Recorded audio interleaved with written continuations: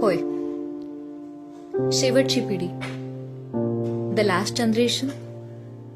पुढच्या 10-15 वर्षात गावातलं साधं, सरळ, समाधानी आणि आनंदी जीवन जगणारी ही शेवटची पिढी आपल्याला कायमची सोडून जाणार आहे.